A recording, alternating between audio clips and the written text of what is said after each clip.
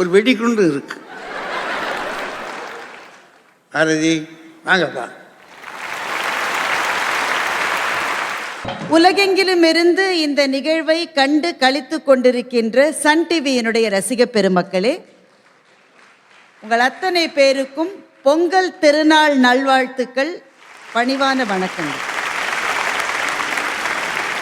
நடுவர் அவர்களே, ஒரு 22-23 வருஷமா ராஜா சாரோட பட்டிமன்றத்தில் நான் பேசிட்டு இருக்கேன்.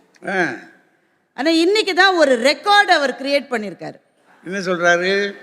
இவ்வளவு மோசமா பெண்களை இதுவரை அவர் எந்த பட்டிமண்டபத்திலும் பேசியது இல்லை. இன்னைக்கு தான் என்னென்ன குற்றச்சாட்டுலாம் சொல்லியிருக்காரு. இந்த எழுதி வச்சு பதில் சொல்லுவதற்கே எனக்கு நேரம் போதாதுன்னு நினைக்கிறேன். சொல்லுங்க சொல்லுங்க. உத்தரகாண்ட்ல அந்த உள்ளே போன எலி வலை தொழிலாளர்களை நாங்களும் வணங்குகிறோம், கும்பிடுறோம், அவங்கள பாராட்டுறோம். நாங்கள் ஒன்றும் அவங்கள தப்பாக சொல்லலை. உயிரை பணயம் வைத்துன்னு அவ்வளவு தடவை ராஜா சார் சொன்னார். ஒவ்வொரு பிரசவத்திலும் பெண்ணு உயிரை பணயம் வைக்கிறாளே சார், ஏன் சார் அது உங்களுக்கு புரிய மாட்டேங்குது?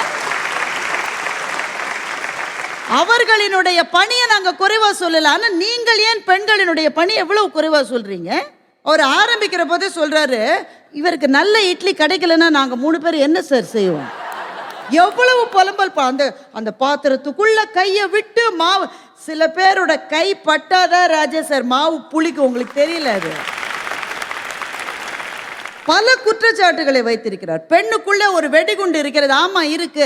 ஆண்கள் எல்லாம் நமுத்து போன பட்டாசாக இருந்தால் பெண்ணுக்குள்ளே வெடிகுண்டு இருக்கத்தானே இருக்கும். உள்ளுக்குள்ளே ஒரு வெடிகுண்டு இருக்கிற போது அதில் ஈரத்தில் நனைத்து அந்த வெடிகுண்டு வெடிக்காதபடி செய்து அந்த குடும்பம் வாழுவதற்காக தொடர்ந்து உழைக்கிறாளே, அந்த தியாகத்தை பற்றி நாங்கள் 3 பேரும் பேசிட்டு இருக்கோம். இவர் நைட் வாட்ச் உமன் உண்டா என்று ராஜா சார் கேட்கிறார். இவ்வளவு புத்திசாலித்தனமான கேள்வியை இதுவரை நான் சந்தித்ததே இல்லை பட்டிமன்றம். பிள்ளைக்கு உடம்பு சரியில்லை, ராத்திரி முழுக்க முழிச்சிட்டு இருக்காள, அதுவும் நைட் வாட்ச் உமன் வேலை தான் சார். ராஜா சார் உங்களுக்கு தெரியாதா? அது எங்கிருந்து கிளம்பி 3 பேர் வந்திருக்காங்கன்னு எனக்கு புரியல.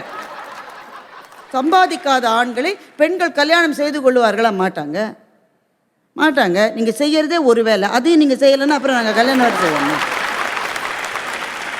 என்ன சார் பேசுறீங்க நீங்க? மனசாட்சி இல்லாம ஹோம் மேக்கர் என்று பெண்களை சொல்ல வேண்டுமா? ஏன் என்ன தவறு? எங்களை ஹோம் மேக்கர் தான் நீங்கள் சொல்லணும். நீங்கள் என்ன சொல்லுவீங்க? ஒரு சம்பாத்தியம் இல்லாமல் சும்மா தானே இருக்க, அந்த வேலையை செஞ்சானே இந்த வேலையை செஞ்சானே, அது எங்களுக்கு தேவையில்லை என்று நாங்கள் சொல்லுகின்றோம். எங்களை ஹோம் மேக்கர் என்று கௌரவமாக சொல்லுங்கள். ஏன்? ஒரு வீட்டில், எங்கள் வீட்டில் சார் ஒரு நாள் நான் இருந்து பார்த்தேன், 25 முறை காலிங் பெல் அடிச்சது சார். ஒரு நாளைக்கு 25 தடவை காலிங் பெல். வந்தவங்க போனவங்க, பால் போடுறவங்க, தண்ணி கொடுக்குறவங்க, அந்த அக்கா இந்த தங்கச்சி, 25 முறை போய் வீட்டு கதவை திறக்கிற வேலையை ஒவ்வொரு வீட்டிலும் மனைவி செய்கிறாளா கணவன் செய்கிறார்? சொல்லுங்க நீங்க. இவங்க சொல்றாங்க இதெல்லாம் ஒண்ணுமே செய்யறது இல்லையாமா, தன்னை படம் எடுத்து போட்டுக்கிட்டே இருக்காங்களாமா, ரீல்ஸ் போடுறாங்களாமா, அதுல கணவனை பார்த்தா லூசு பைய மாதிரியே போடுறாங்களாமா. லூசு பைய மாதிரி இருந்தா லூசு பைய மாதிரி தான் ரீல்ஸ்ல வரும். நாங்க என்ன செய்ய முடியும்? ஆண்கள்னா அவ்வளவு இலக்காரமா போச்சு இல்லையா? அவர் சொன்னதுக்கு தானே நான் பதில் சொல்றேன். ரீல்ஸ் போட்டுட்டே இருக்கிறதுக்கு எங்க சார் டைம் இருக்கு எங்களுக்கு? ராஜா சார் சொல்றாரு, கல்ஃப்ல இருந்து 1 மாசம் சம்பளம் அவன் அனுப்பலைன்னா உங்க கதி என்ன ஆகும்? சார் கொரோனா போது 1.5 வருஷம் சம்பளம் வரலையே சார், எப்படி சார் சமாளிச்சோம்? எத்தனை ஆண்களுக்கு அந்த கணக்கு தெரியும்? கல்ஃப்ல இருந்தவங்க மாத்திரம் இல்லை, இங்க இருந்தவங்க தொழில் செய்து கொண்டிருந்தவர்கள் 1.5 வருஷம் 2 வருஷம் ஒரு வருமானமும் இல்லை. அந்த வீட்டில் வயிறுகள் வாடாமல் காப்பாற்றியது அந்த பெண்ணினுடைய சாமர்த்தியமா இல்லையா? சொல்லுங்க. அரசாங்கம் பெண்களுக்கு தானே உதவித்தொகை தருது, உங்களுக்கு என்ன சார் பொறாம? நான் உங்களை பார்த்து கேட்கிறேன், அரசாங்கம் எவ்வளவு புத்திசாலிகளை கொண்ட அமைப்பு இருக்கு, அதிகாரிகள் இருக்காங்க, அமைச்சர்கள் இருக்காங்க, ஏன் இதே உதவித்தொகையை ஆண்களுக்கு ஏன் கொடுக்க வேண்டும் என்று அரசாங்கம் முடிவு செய்யவில்லை? பொண்ணுகிட்ட கொடுத்தா அது விழாம விரியாம முழுசா முள்ளங்கி பத்தையா வீட்டுக்கும் குழந்தைகளுக்கும் அது செலவாகும். ஆண்கள் கையில கொடுத்தா எங்க உறிஞ்சுவான் எங்க ஊதுவான்னு யாருக்குமே தெரியாது. ஃப்ரீ பஸ் விட்டுட்டாங்களா? இவருக்கு ரொம்ப வருத்தமா இருக்குது. சும்மாவே யாராவது வருவீங்களாம்மா? சும்மாவே யாராவது வருவீங்களா? அங்க காய் இருக்கு, பழம் இருக்கு, அப்படியே ஒரு 8 பஸ்ல எடுத்துட்டு வந்தா மதுரையில வித்து காசாக்கினா குடும்பத்துக்கு நல்லதுன்னு தான் சார் வருவாங்க. நடுவர் அவர்கள் 3 பேருமே பேசினதிலிருந்து பெண்கள் எந்த விதமான பங்களிப்பும் செய்யாமலே இருக்கிறார்கள் என்பது போலவே 3 பேரும் பேசி இருக்கிறார்கள். இன்றைக்கு பெண் பல வீடுகளில் இரட்டை சுமையை சுமக்கின்றாள். ஆண் இருக்கிறானே, வீட்டுக்கு வெளியே போய் வேலை செய்கிறானே, நாங்கள் குறைத்து சொல்லவில்லை.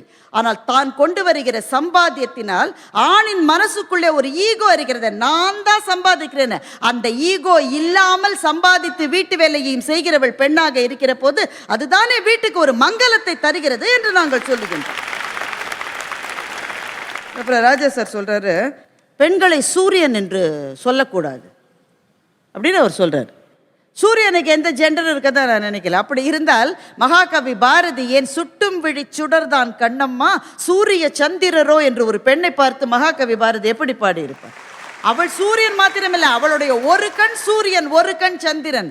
அவளால் தவறு செய்கிறவர்களை கண்டிக்கவும் முடியும், அவளால் அன்பையும் கருணையும் நிலவை போல கொடுக்கவும் முடியும். சூரியனும் அவள்தான், சந்திரனும் அவள்தான் என்று மகாகவி பாரதியை சொல்லி இருக்கிறார். என்ன நிலையில சொன்னாரோ?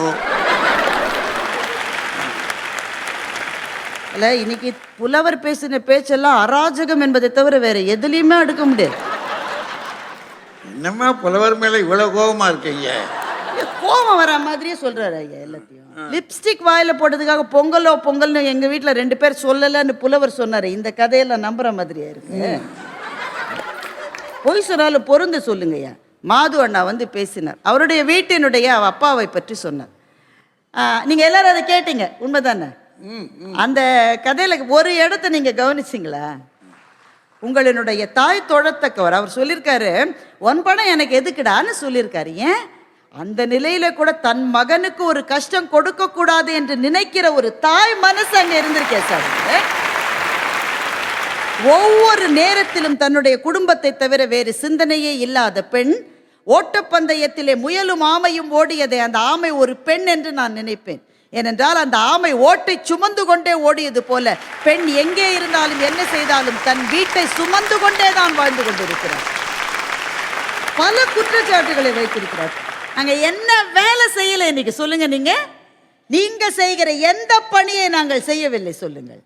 ஒவ்வொரு பணியிலும் ஆணுக்கு நிகராக தோள் கொடுத்து நின்று குடும்பத்தினுடைய பொருளாதார சுமையையும் நாங்கள் சுமக்கின்றோம். அந்த குடும்பத்திலே இருக்கிற மனச்சிக்கல்களையும் பணச்சிக்கல்களையும் நாங்கள் நேரடியாக நின்று அதை விசாரித்து தீர்த்து வைக்கிறோம் என்று சொன்னால், வேதம் செய்யவும் நீதிகள் சொல்லவும் வேண்டி வந்தோம் என்று கும்மியடி, சாதம் படைக்கவும் செய்வோம், தெய்வ சாதி படைக்கவும் செய்வோம் என்று எங்கள் மகாகவி சொன்னது போல இரு துறைகளிலும் பணியாற்றி குடும்பத்துக்கு வலு சேர்க்கிற பெண்தான், அவளுடைய பணிதான் குடும்பத்தினுடைய முன்னேற்றத்துக்கு காரணம் என்ற நல்ல தீர்ப்பை வழங்கும்படி நடுவரிடம் கேட்டு விடைபெறுகிறேன். வணக்கம்.